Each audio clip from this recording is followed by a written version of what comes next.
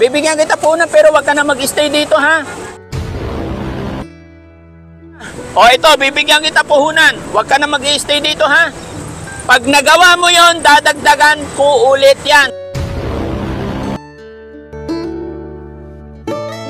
Early the next morning. Kaya nga ako bumalik ngayon eh, kasi ibibigay ko yung pangako ko sa iyo, yung sinabi mo na 15,000. Eh paano yan, nandito ka ulit?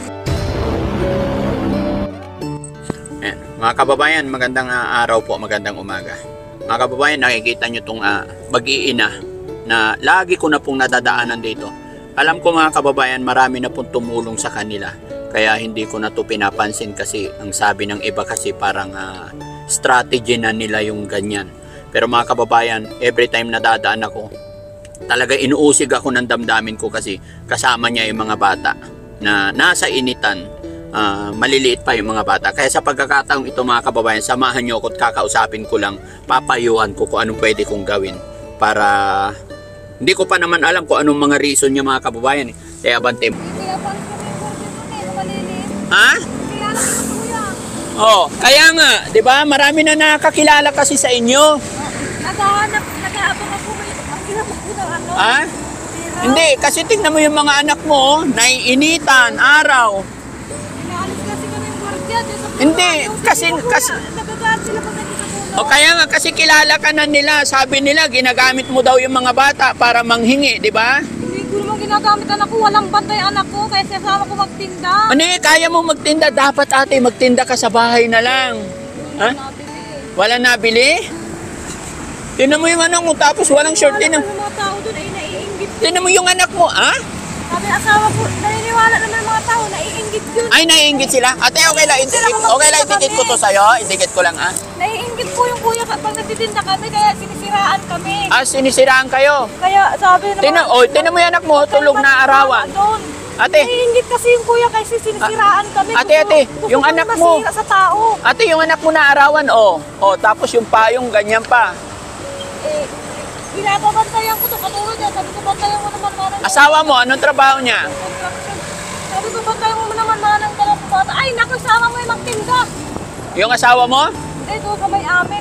Palahin mo pa kami, may trabaho kami. Oo, hindi pwedeng Sama mo yung lagi magtinda, ayaw nila eh. Oh, nalaglag yung didi. Oh. Sabi ko, nagagas ng mga tao eh. May naninira doon sa Tingnan mo, amin. dito kayo sa arawan.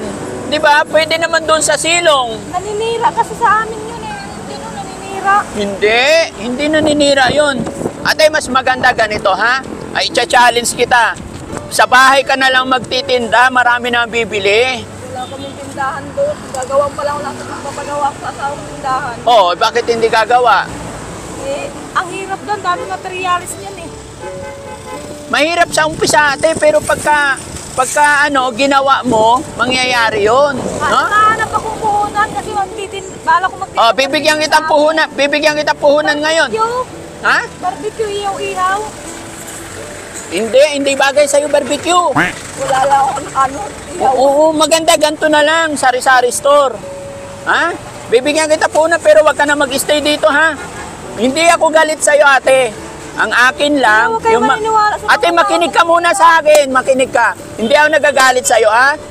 Yung mga bata lang iniisip ko kasi kawawa sila. Ha? Nandito sa kalsada, paano pag nadisgrasya kayo dito? Madisgrasya kayo, kawawa yung mga bata, kawawa rin yung mga kadisgrasya sa'yo. Kaya ang sabi asawa ko, tumpay sa tabi, huwag kayo dyan sa Hindi, gitna. dapat yung asawa mo, huwag kanyang dadalhin dito. Di ba, araw-araw kayo natin na asawa mo rito? Wala. Minsan, paano anong trabaho niya eh. Pa-extra-extra. May dapat maghanap siya ng hindi extra-extra. O ito, bibigyan kita puhunan. Huwag ka na mag-i-stay dito, ha? Ha? Kulang ko na sa barbecue, saka bibilang Oo. Pag nagawa mo yon, dadagdagan ko ulit yan. Sa hanap, pupuntahan kita dun sa bahay mo. Ha?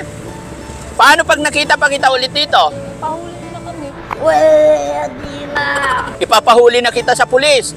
O, ikaw nagsabi yan, ha? Okay, promise atin, hindi ako galit sa'yo. Sa mga bata, dyan ako naawa. Ibibigay ko to sa'yo para may puhunan ka. Huwag ka na mag-i-stay dito, ha? Kasi yung mga anak mo kawawa, ha? Okay? O, itago mo to pera para may puhunan ka. Alis na kami. Alis na kayo. O, huwag ka nang babalik dito, ha? Kasi kawawa yung anak mo, mga kababayan, kawawa yung bata o tulog, pinapaarawan. Sige na. Ito na lang. Dito kasi kami lagi na asawa ko eh. Kaya nga, sabi wag na dito, uwi na kayo, ha? Ayan mga kababayan, pasensya na po kayo, ha? Ha? Hindi ko na lang tinanggalan yung pagluluto kong barbecue sa may ahon. Oo, bahala ka. O, kunin ko na yung mic, ha? Sandali lang. Okay, ingat kayo, ha? Sige na, uwi na.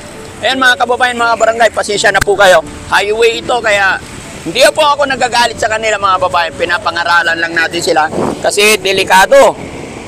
Oh, ayan mga kababayan, uwi na daw sila. Sana, ate, tandaan mo yung sinabi ko, ha? Hahanapin kita doon. Bibigyan pa kita ulit. Basta wag na ang pupunta dito, ha? Oo. Diyan sa may mga bulaklak. Oo, sige, mas maganda, magnegosyo ka. Ayan mga kababayan, once na nakapagsimula ng negosyo si ate, tutulungan pa yan ni Daddy Frankie. Kasi yung mga bata na nakakaawa. Ayan oh. Tapos ate, paliguan mo yung mga anak mo, ha? Inabangan kasi namin bala nung dumaan na sila Yorme at si Buboy. Huwag kang umasa doon sa bigay lang ng bigay. Tulungan mo sarili mo, ate. Tulungan mo sarili mo, ha?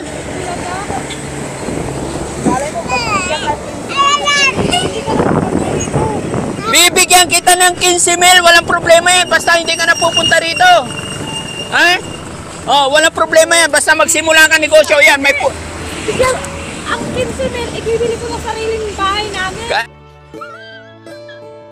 Ay, ang dami mo. Ano? Sariling bahay namin. Ang dami mong sinasabi, ang dami mong dahilan. Bibigyan kita 15 mil. Basta nakita mo magsimula ka negosyo, hanapin kita doon. Huwag ka mag-i-stay dito kasi kawawa yung mga bata. Tingnan mo, oh, paliguan mo yung anak mo, ha?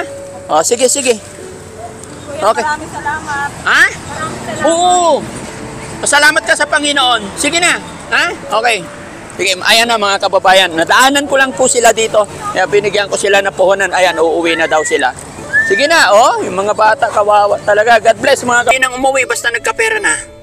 Pero mga kababayan, once na sinunod niya yung payo ko, tutulungan ko sila para magsimula ng business nilang sarili. Para hindi na sila nag-i-stay dito. Ayan mga kababayan, talagang pinapaarawan niya yung mga bata para may mga maawa tumulong sa kanya. Alam din niya no? Sabi niya, pahuli niyo na ako pag nakita niyo pa ako ulit dito. Loko.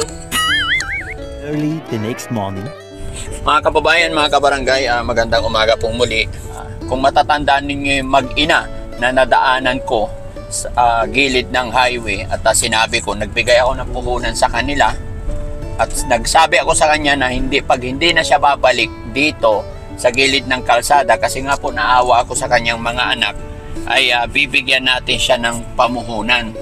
Although doon sa una mga kababayan is binigyan ko na rin po siya ng pera, yung nabunot ko sa aking bulsa ay pinamigay ko na sa kanya lahat at nangako po ako sa kanya mga kababayan dahil ng aking sinabi kasi parang lumalabas kasi na parang ginagamit yung mga bata, so ayoko na mag-judge. Kaya sa araw na ito mga kababayan, dahil may usapan na kami sa una, babalikan ko siya ngayon. Ngayon kung hindi ko siya makikita, kung saan lugar ko siya nakita, kung talagang tungkol siya sa usapan, ang gagawin ko ngayon is hahanapin ko na yung bahay niya para ako yung tutupad sa kanya. Dahil 2 days ago, 1 day ago.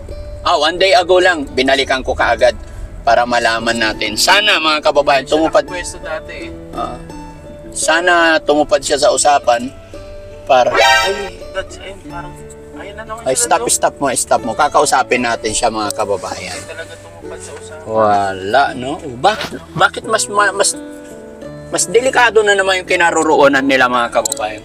Samahan mo ko, kausapin natin kung ano ang dahilan na naman niya ngayon mga kababayan. Kaya ako po siya, kung mapapansin nyo sa una mga kababayan, sabi ko sa hindi ako galit. Gusto ko lang mailagay sa maayos na kalagayan ang kanyang mga anak. Pero ayan mga kababayan, nasa gilid na naman, mas delikado. Isa pa, tignan nyo po mga kababayan, ibang payong na naman yung ginagamit. Tapos naaarawan yung anak niya. So, sayang ate, no? Kung tumupad lang sana siya. No? Tara, tignan natin.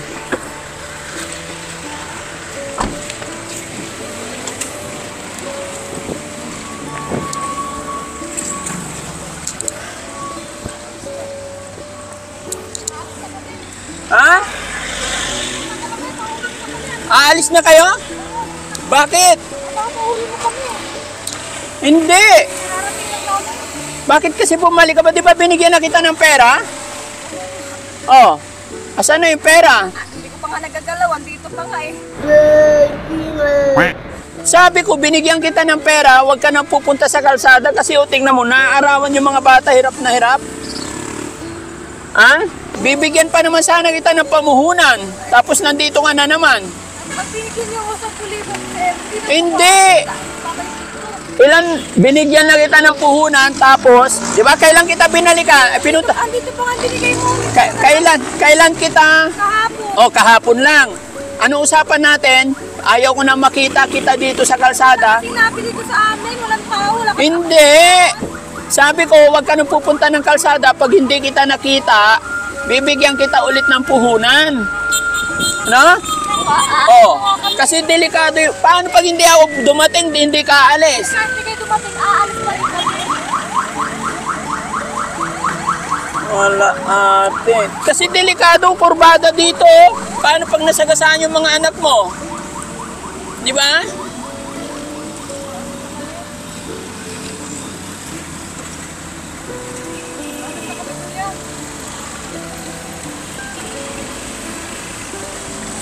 Dapat doon ka lang sa bahay, doon magtinda, wag sa kalsada. Hindi masama maghanap buhay, maganda yung naghanap buhay. Pero yung ginagawa mo kasi parang ginagawa mong, o tignan mo yung mga bata, wala man lang short, hindi man lang nabihisan, Kaya pala ako nasawa ko ng bigyan. hindi man lang sila pinaliguan. Di ba? Galit na po ako yan. Babakay, pauwi na kami. Alis na kami. Alam mo rin na hindi maganda yung ginagawa mo. Ay bakit mo ginagawa? Ito nga, iniiwanan ko sa kalapit bahay namin. Alam mo, kuya, magtitinda lang ka ako. Hindi ka pwede, ang tigas ng ulo mo. Saan mo may magtinda? Ang kulit nyo ah. Napakatigas ng ulo nyo. Aabalahin mo ko sa trabaho namin. Isama sa Hindi, may magtinda. hindi dahilan yun ang usapan kasi natin, doon ka lang sa bahay, huwag mo nang dalhin yung mga anak mo. Kaya nga kung bumalik ngayon eh, kasi ibibigay ko yung pangako ko sa'yo yung sinabi mo, na 15,000. Ah, ngayon? Oo. Sige po. Hindi, ang usapan natin, pag hindi ka nababalik dito, ibibigay ko yung 15,000. Eh kaya lang, kahapon ko lang binigay, binalikan kita ngayon. Di ba? Ay nandito ka na naman. Anong ginawa mo dun sa perang binigay ko? Kuya, pag binigyan mo na talaga ako. Hindi, may binigay na nga ako sa'yo kahapon na pera. Kung yun, ginamit mo yun pang negosyo doon, at eto, nandito ako ngayon, Binayad mo na sa ilo sa tubig. sabi mo kanina, nandyan. Binayad ko kahapon. May sinili lang may-ari ng bahay. Hindi, di ba? Ang usapan nga natin kahapon, eto, bibigyan kita puhunan para hindi mo nadadali. Ako na puhunan, sinikinuha. Hindi, makinig ka muna. Ang usapan natin kahapon, hinghingi ka ng puhunan para hindi na pupunta sa kalsada kasi nandito, tignan mo, pinipinahan kayo. Dito, makinig ka muna. Kurbada to, pag nasagasaan yung dalawa mong anak, patay. Di kawawa yung nakasagasa, kawawa yung bata, kawawa ikaw. Ang usapan natin kahapon, hindi ka na babalik dito. Once na hindi ka bumalik at nagbalik ako, wala ka, ako ang maghahanap sa'yo sa bahay mo. Alam ko naman yung area ng bahay mo. Saka bibigyan kita ulit ng 15,000 gaya na sinabi mo. Eh paano yan? Nandito ka ulit. Asaan na yung perang binigay ko? Sabi mo, pampuhunan. Tubig. Ha? Binayad ko sa tubig, ibigay niyo. Kasi kinuha na, nakuha ng may-ari. Sabi mo kanina, kuryente. Oo nga, ilaw, tubig. Pero kahapon usapan natin, pampuhunan mo sa barbecue. Nga po ko na puhunan, kinuha agad ng may-ari ng bahay. Bakit sinabi mo ba may pera ka? Hindi, at dalawang ko na raw yung ilaw namin tubig. Napuhunan kita. Papahuli na kita dito kasi ginagamit mo yung mga bata. Hmm? Oh, tingnan mo oh. Sayang naman mga kababayan talagang. Ito po mga kababayan kasi sa mga motorista na ayan, tingnan mo mga kababayan, alam niya rin na hindi maganda yung ginagawa niya. So, yun nga po, kagagaling ko lang dito kahapon, usapan namin mga kababayan na hindi na siya magtinda. Pag hindi ko siya natagpuan sana, ngayon hahanapin ko siya kung saan yung bahay niya para bigyan natin siya ng pagnegosyo. Kaya lang, yun, ang sinasabi niya kasi gusto niya magnegosyo. bibigyan sana natin. Kaya lang ang problema mga kababayan, hindi siya tumupad sa usapan. So sana makita ko yung asawa niya kasi ayon sa mga taong nandito, hinahatid siya ng kanyang asawa dito para mapanglimos kasama yung mga bata. So kayo nung humusga mga kababayan kung anong magandang gawin, kung anong pwedeng itulong sa mag-inang iyon. Hindi ko alam kung nasa tamang pag-iisip ba yung nanay o ano, pero sa ngayon hindi ko muna siya bibigyan hanggat hindi ako nakakakuha ng magandang rason. Hanggat di ko makikita yung kanyang kalagayan talaga, lalong-lalo na doon sa asawa. Gaya ng sinabi ko, yung kanyang asawa mismo ang naghahatid dito sa lugar, palipat-lipat lang sa areang ito, tapos nasa gilid talaga. So parang sinasadya talaga na yun, mapansin ng mga motorista dito. So napakadelikado mga kababayan. Pero hindi man dito magtatapos mga kababayan, update ko pa rin kayo. Hindi ko naman sinasabing sarado na yung pagtulong natin sa kanya. Pero kailangan yung pagtulong na ibibigay natin is nasa maayos at hindi mapupunta sa hindi magandang lugar. So mga kababayan, hanggang sa muli po, kayo na pong magbigay ng opinion nyo kung ano maganda nating gawin sa mag-inang iyon. Kasi naawa lang po talaga ako dun sa mga bata na parang nabibilad lang dito, nakahubo, walang panty. Ayun mga kababayan, tingnan nyo po yung mga truck. Kahapon po, nung na-meet namin, dito siya nakapwesto sa areang ito. Hello po! Ayan, ang daming truck mga kababayan, kaya napakadelikado talaga. Tapos ngayon, pagbalik ko, nandoon na naman siya. Sa may corner mismo, ayan. Tignan nyo kung gaano karami ang mga sasakyan. Tapos yung isang anak, nasa lumang stroller. Yung isang anak, gumagala. So gaano nga po ba kadelikado sa sitwasyon ng mga bata. Kaya gusto ko talaga, kung talagang gusto niyang maghanap buhay, magnegosyo, hindi po sa lugar na ito na napakadelikado. At pwede naman sana natin tulungan, kaya lang medyo matigas talaga ang ulo mga kababayan. Salamat po. Mainit. May sticker bro. Wow, salamat. Saan biyahe? Ha? Nag-aantay ng booking. Oh, salamat. Ingat kayo.